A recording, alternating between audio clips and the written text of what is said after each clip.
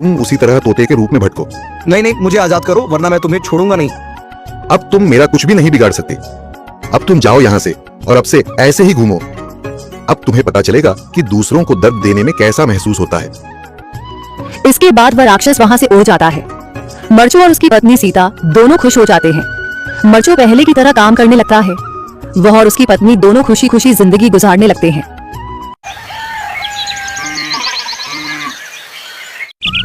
मरचू जंगल से लकड़ियां काटकर बाजार में बेचने गया, लेकिन उसे लकड़ियों के अच्छे दाम नहीं मिले।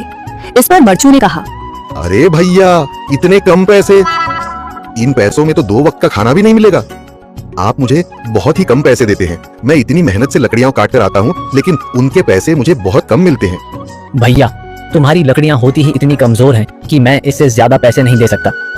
तुम्हारी लकड़ियों के बस इतने ही पैसे बनते हैं। अरे भैया, कुछ ज्यादा कर दो ना।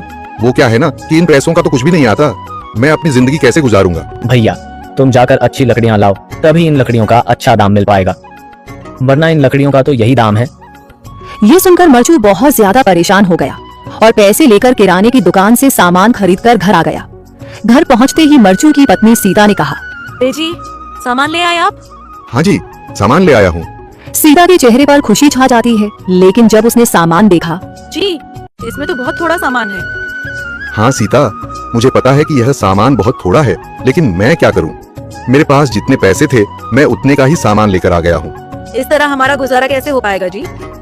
आपको तो पता ही है कि हम कितनी मुश्किलों से गुजारा करते हैं। हाँ हाँ, मुझे पता है, लेकिन मैं कर भी क्या सकता हूँ? मेरे पास इतने पैसे ही नहीं कि हम एक अच्छी जिंदगी गुजार सकें। इतनी मेहनत कर रहा हूँ, लेकिन फिर भी मेहनत का फल नहीं मिल रहा।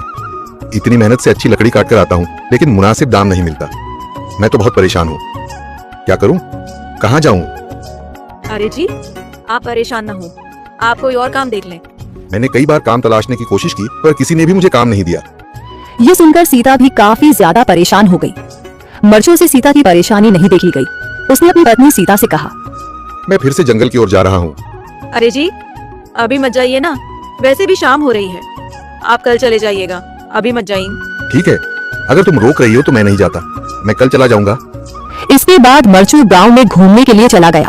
तभी उसे एक आदमी मिला और उसने कहा, कहाँ जा रहे हो भैया? और सुनाओ, क्या हाल चाल है? जिंदगी कैसे गुजर रही है?